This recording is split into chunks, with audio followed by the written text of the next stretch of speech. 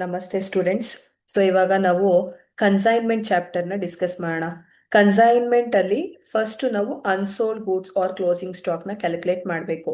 Unsold goods or closing stock, unsold goods ಅಂದ್ರೂ ಒಂದೇ, closing stock ಅಂದ್ರೂ ಒಂದೇ.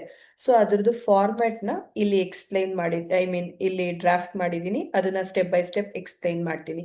ಸೊ ಬಿಫೋರ್ ಲೆಜರ್ ಅಕೌಂಟ್ ಹೋಗೋಕ್ಕಿಂತ ಮುಂಚೆ ನಾವು unsold goods or closing stock ನ ಮಾಡಬೇಕು. ಕಾಲಮ್ ಯಾವ ರೀತಿ ಡ್ರಾಫ್ಟ್ ಮಾಡಬೇಕು ಅಂತಂದ್ರೆ ಪರ್ಟಿಕ್ಯುಲರ್ಸ್, ಕ್ವಾಂಟಿಟಿ, ಅಮೌಂಟ್. ಕ್ವಾಂಟಿಟಿ ಏನಾದ್ರೂ ಆಗ್ಬೋದು, ಇಲ್ಲಾಂದ್ರೆ ಯೂನಿಟ್ಸ್ ಆದ್ರೂ ಆಗ್ಬೋದು. No issue about this. So first goods sent on consignment. So consignor owner manufacture goods ನ ಮಾರಕ್ಕೆ ಅಂತ ಕಳಿಸ್ತಾನೆ. So goods sent on consignment ಎಷ್ಟು ಕ್ವಾಂಟಿಟಿ ಮತ್ತೆ ಎಷ್ಟು ಅಮೌಂಟ್ ಈಚ್ ಅನ್ನೋದನ್ನ ಮಲ್ಟಿಪ್ಲೈ ಮಾಡ್ತು ಅಂದ್ರೆ ಅಮೌಂಟ್ ಸಿಗತ್ತೆ. ಸರಿನಾ? Quantity say for example 100 quantity, 100 into per quantity ಬಂದು 10 rupees ಅಂತಂದ್ರೆ 100 ಇಂಟು 10 ಮಾಡ್ತಾರೆ, ನಮ್ಗೆ ಅಮೌಂಟ್ ಸಿಗತ್ತೆ. So next add direct or non recurring expenses of consignor. First consignor ತಗೋಬೇಕು. ಇಲ್ಲಿ ಬರೀ ಡೈರೆಕ್ಟ್ ಎಕ್ಸ್ಪೆನ್ಸಸ್ ಮಾತ್ರ ತಗೋಬೇಕು. ಮೆಜಾರಿಟಿ ಕೇಸಲ್ಲಿ ಗೂಡ್ಸ್ ಕಳ್ಸೋದು ಕನ್ಸೈನರ್ ಆಗ್ತಿರೋದ್ರಿಂದ ಒಂದು ಎಲ್ಲಾದು ಕೂಡ ಡೈರೆಕ್ಟ್ ಎಕ್ಸ್ಪೆನ್ಸಸ್ ಆಗಿರುತ್ತೆ. ಸೊ ಫ್ರೈಟ್ ಆಗಿರ್ಬೋದು, ಕ್ಯಾರೇಜ್ ಆಗಿರ್ಬೋದು, ಇದನ್ನೆಲ್ಲ ನಾವೇನಂತ ಕರಿತೀವಿ? ಡೈರೆಕ್ಟ್ ಎಕ್ಸ್ಪೆನ್ಸಸ್ ಅಂತ ಕರಿತೀವಿ. ಸೊ ಇದನ್ನ ಕ್ವಾಂಟಿಟಿ ಬರಲ್ಲ, ಅಮೌಂಟ್ ಮಾತ್ರ ಇರುತ್ತೆ. ಸೊ ಇವಾಗ ಇಮಿಡಿಯೇಟ್ ಆಗಿ ಎಲ್ಲೋ ಮಾರ್ಕ್ ಅಂತ ನಿಮ್ಗೆ ಏನ್ ಕಾಣಿಸ್ತಿದೆ, ಇದು ಆಡ್ ಮಾಡಿರೋಂಥದ್ದು. ಕ್ವಾಂಟಿಟಿ ಆಸ್ ಇಟ್ ಈಸ್ ಹಾಗೆ ಬರ್ಕೋತೀರಾ. ಸೊ ಗೂಡ್ಸ್ ಸೆಂಟ್ ಆನ್ ಕನ್ಸೈನ್ಮೆಂಟ್ಗೆ ಡೈರೆಕ್ಟ್ ಎಕ್ಸ್ಪೆನ್ಸಸ್ ನ ಆಡ್ ಮಾಡಿ ಏನ್ ವ್ಯಾಲ್ಯೂ ಬರುತ್ತೆ, ಈ ಎಲ್ಲೋ ಮಾರ್ಕ್ ಇದೆಯಲ್ಲ, ಇದನ್ನ ನಾವು ಸಬ್ ಟೋಟಲ್ ಅಂತಾನು ಕೂಡ ಮೆನ್ಷನ್ ಮಾಡಬಹುದು. ಸರಿನಾ? So sub total. Okay. Next abnormal loss. What is abnormal loss ಅಂತಂದ್ರೆ ಆಕ್ಸಿಡೆಂಟ್, ಥೆಫ್ಟ್. ಯಾವ್ದಾದ್ರು ಗೂಡ್ಸ್ ಆಕ್ಸಿಡೆಂಟ್ ಆಗ್ತಿದೆ ಇಲ್ಲ ಥೆಫ್ಟ್ ಆಗ್ತಿದೆ ಅಂದ್ರೆ ಅದನ್ನ ನಾವು ಅಬ್ನಾರ್ಮಲ್ ಲಾಸ್ ಅಂತ ಕರಿತೀವಿ. ಸೊ ಅಬ್ನಾರ್ಮಲ್ ಲಾಸ್ ಕ್ವಾಂಟಿಟಿ ಮಾತ್ರ ಇರುತ್ತೆ. ಸೊ ನಾವು ಅಮೌಂಟ್ ನ ಕ್ಯಾಲ್ಕುಲೇಟ್ ಮಾಡಬೇಕು. ಹೇಗೆ ಅಮೌಂಟ್ ನ ಕ್ಯಾಲ್ಕುಲೇಟ್ ಮಾಡೋದು ಅಂತಂದ್ರೆ, ಸೊ ಅಮೌಂಟ್ ಇಲ್ಲಿ ಏನ್ ಮಾರ್ಕ್ ಮಾಡ್ತಾ ಇದ್ದೀನಿ ಅದನ್ನ ನೋಡ್ಕೊಳ್ಳಿ. Amount divided by quantity into abnormal loss quantity ಮಾಡ್ತು ಅಂತಂದ್ರೆ ಸೊ ನಿಮ್ಗೆ ಅಮೌಂಟ್ ಸಿಗುತ್ತೆ. I repeat once again. So abnormal loss amount ಹೇಗೆ ಕ್ಯಾಲ್ಕುಲೇಟ್ ಮಾಡೋದು ಅಂತಂದ್ರೆ ಇಲ್ಲಿ ಮಾರ್ಕ್ ಮಾಡ್ತಾ ಇದೀನಲ್ಲ, ಇದರಿಂದ ಇದನ್ನ ಡಿವೈಡ್ ಮಾಡ್ತೀರಾ, ಇದನ್ನ ಮಲ್ಟಿಪ್ಲೈ ಮಾಡಿದ್ರೆ ನಿಮ್ಗೆ ಅಬ್ನಾರ್ಮಲ್ ಲಾಸ್ ಸಿಗುತ್ತೆ. ಏನಿದು ಬ್ರಾಕೆಟ್ ಅಲ್ಲಿ ಬರ್ಕೊಂಡಿದ್ದೀನಿ ಅಂತಂದ್ರೆ, ಸೊ ಮೈನಸ್ ಮಾಡೋದನ್ನ ಬ್ರಾಕೆಟ್ ಅಲ್ಲಿ ಬರ್ಕೋಬೇಕಾಗುತ್ತೆ. ಸೊ ಇದರಿಂದ ಇದನ್ನ ಮೈನಸ್ ಮಾಡ್ತು ಅಂದ್ರೆ ನಿಮ್ಗೆ ಸಬ್ ಟೋಟಲ್ ಸಿಗುತ್ತೆ. ಸೊ ಸಬ್ ಟೋಟಲ್ ನೋಡಿ ಎಲ್ಲೋ ಮಾರ್ಕ್ ಅಲ್ಲಿ ಹಾಕಿದೀನಿ.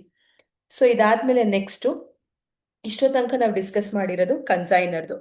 ನೆಕ್ಸ್ಟ್ ಕನ್ಸೈನಿದು.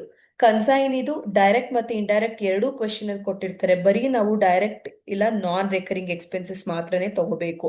ಸೊ ಹೇಗೆ ಇದನ್ನ ಐಡೆಂಟಿಫೈ ಮಾಡೋದು ಅಂತಂದ್ರೆ, ಗೂಡ್ಸ್ ನ ರಿಸೀವ್ ಮಾಡುವಂತ ಟೈಮಲ್ಲಿ ಆಗುವಂತ ಎಕ್ಸ್ಪೆನ್ಸಸ್ ನ ಡೈರೆಕ್ಟ್ ಎಕ್ಸ್ಪೆನ್ಸಸ್ ಅಂತ ಕರಿತೀವಿ. Say for example ಕಾರ್ಟೇಜ್. ಕಾರ್ಟೇಜ್ ಅಂದ್ರೆ ಕ್ಯಾರಿಂಗ್ ಚಾರ್ಜಸ್ ಆಗಿರ್ಬೋದು, ಇಲ್ಲ ಕ್ಲಿಯರಿಂಗ್ ಚಾರ್ಜಸ್ ಆಗಿರ್ಬೋದು, ಇದೆಲ್ಲ ಡೈರೆಕ್ಟ್ ಎಕ್ಸ್ಪೆನ್ಸಸ್ ಆಗಿರುತ್ತೆ. ಇಂಡೈರೆಕ್ಟ್ ಯಾವುದು ಅಂತಂದ್ರೆ ಗೋಡೌನ್ ರೆಂಟ್. ಗೂಡ್ಸ್ ಇವತ್ ಬರುತ್ತೆ, ಇಮಿಡಿಯೇಟ್ ಆಗಿ ಅದನ್ನ ಸೇಲ್ ಮಾಡ್ಬಿಡಲ್ಲ. ಸೊ ಗೋಡನ್ ಅಲ್ಲಿ ಪ್ಲೇಸ್ ಮಾಡಿರ್ತೀವಿ, ಸ್ವಲ್ಪ ದಿನ ಆದ್ಮೇಲೆ ಮಾರ್ತೀವಿ ಅಲ್ವಾ. ಸೊ ಅದಕ್ಕೋಸ್ಕರ ಅದು ಇಂಡೈರೆಕ್ಟ್ ಎಕ್ಸ್ಪೆನ್ಸಸ್ ಆಗುತ್ತೆ. ಸೊ ಇಲ್ಲಿ ನಾವು ಈ ಫಾರ್ಮ್ಯಾಟ್ ಅಲ್ಲಿ ಈ ಅನ್ಸೋಲ್ಡ್ ಗೂಡ್ಸ್ ನ ಕ್ಯಾಲ್ಕುಲೇಟ್ ಮಾಡ್ಬೇಕಾದ್ರೆ ಡೈರೆಕ್ಟ್ ಮಾತ್ರ ತಗೋಬೇಕು. ಸೊ ಇನ್ನೊಂದು ಗೋಡೌನ್ ರೆಂಟ್ ಆದ್ಮೇಲೆ ಸೆಲ್ಲಿಂಗ್ ಎಕ್ಸ್ಪೆನ್ಸಸ್. ಇವತ್ತು ಗೂಡ್ಸ್ ಬಂದಿದೆ ಅಂತಾರೆ, ಇವತ್ತು ರಾತ್ರಿಯಿಂದನೇ ಶುರು ಮಾಡ್ಬಿಡಲ್ಲ ನಾವು ಸೇಲ್ ಮಾಡ್ಲಿಕ್ಕೆ, ಇಲ್ಲ ಬೆಳಗ್ಗೆಯಿಂದನೇ ಶುರು ಮಾಡ್ಬಿಡಲ್ಲ. ಸೊ ಸ್ವಲ್ಪ ನಾಳೆ ಆಗಿರ್ಬೋದು, ನಾಳಿದಾಗಿರ್ಬೋದು, ಈ ರೀತಿ ಸೇಲ್ ಮಾಡ್ತೀವಲ್ಲ. ಸೊ ಇಂಡೈರೆಕ್ಟ್ ಅಂತ ಕರಿತೀವಿ. ಗೂಡ್ಸ್ ನ ರಿಸೀವ್ ಮಾಡೋ ಟೈಮಲ್ಲಿ ಆಗುವಂತ ಎಕ್ಸ್ಪೆನ್ಸಸ್ ಮಾತ್ರ ಡೈರೆಕ್ಟ್, ರಿಮೈನಿಂಗ್ ಎಲ್ಲ ಏನಾಗಿರುತ್ತೆ, ಇಂಡೈರೆಕ್ಟ್ ಎಕ್ಸ್ಪೆನ್ಸಸ್ ಆಗಿರುತ್ತೆ. ಸೊ ಅದನ್ನ ಪ್ರಾಬ್ಲಮ್ ಮಾಡ್ಬೇಕನ್ನೋದು ಕೂಡ ಡಿಸ್ಕಸ್ ಮಾಡೋಣ. ಸೊ ಕ್ವಾಂಟಿಟಿ ಬರಲ್ಲ, ಅಮೌಂಟ್ ಮಾತ್ರ ಬರ್ಕೋತೀರಾ. ಸೊ ಇದನ್ನ ಟೋಟಲ್ ಮಾಡ್ತೀರಾ. So quantity as it is ಬರ್ಕೋಬೇಕು. ಸ್ಟೆಪ್ ಬೈ ಸ್ಟೆಪ್ ಕ್ವಾಂಟಿಟಿ ಹೇಗಿದೆ ಅದನ್ನ ನೀಟಾಗಿ ನೋಡ್ಕೊಂಡು ಬರ್ಕೋಬೇಕು. ಸೊ ಇದಾದ್ಮೇಲೆ normal loss, less normal loss. Normal loss quantity ಮಾತ್ರ ಬರುತ್ತೆ, ಅಮೌಂಟ್ ಬರಲ್ಲ. ಏನಿದು ನಾರ್ಮಲ್ ಲಾಸ್ ಅಂತಂದ್ರೆ, ನ್ಯಾಚುರಲ್ ಆಗಿ ಆಗುವಂತ ಲಾಸ್ ನ ನಾವು ನಾರ್ಮಲ್ ಲಾಸ್ ಅಂತ ಕರಿತೀವಿ. ಸೊ ಇವಾಪರೇಷನ್ ಆಗ್ಬೋದು ಗೂಡ್ಸು, ಇಲ್ಲ ಅಂತಾರೆ ಗೋಡೌನ್ ಅಲ್ಲಿ ಇದಾಗ್ಬೋದು, ನ್ಯಾಚುರಲ್ ಆಗಿ ಆಗುವಂತ ಎಕ್ಸ್ಪೆನ್ಸಸ್ ನ ನಾರ್ಮಲ್ ಲಾಸ್ ಅಂತ ಕರಿತೀವಿ. ಸೊ ಅದ್ರದ್ದು ಕ್ವಾಂಟಿಟಿ ಮಾತ್ರ ಬರುತ್ತೆ, ಅಮೌಂಟ್ ಬರಲ್ಲ. ಸೊ ಸಬ್ ಟೋಟಲ್ ಇಂದ ನಾರ್ಮಲ್ ಲಾಸ್ ಕ್ವಾಂಟಿಟಿನ ಮೈನಸ್ ಮಾಡಿ ಏನ್ ಬರುತ್ತೆ ಅದನ್ನ ಬರ್ಕೋತೀರಾ, ಅಮೌಂಟ್ ಆಸ್ ಇಟ್ ಈಸ್ ಬರ್ಕೋಬೇಕಾಗುತ್ತೆ. ಸೊ ಇದನ್ನ ಗೂಡ್ಸ್ ಅವೈಲೇಬಲ್ ಫಾರ್ ಸೇಲ್ ಅಂತ ಕರಿತೀವಿ. ಏನಂತ ಕರಿತೀವಿ?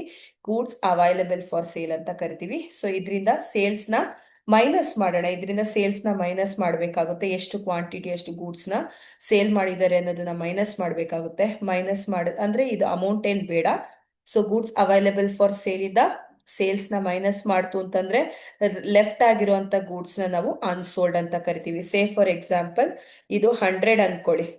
ಸೊ ಸೇಲ್ಸ್ ಮಾಡ್ತಾ ಇರೋದವನು 100 ಕ್ವಾಂಟಿಟಿಲಿ ಸೇಲ್ಸ್ ಮಾಡ್ತಾ ಇರೋದೊಂದು ಬರೀ 80 ಕ್ವಾಂಟಿಟಿ ಅಂತ ಅನ್ಕೊಳ್ಳಿ.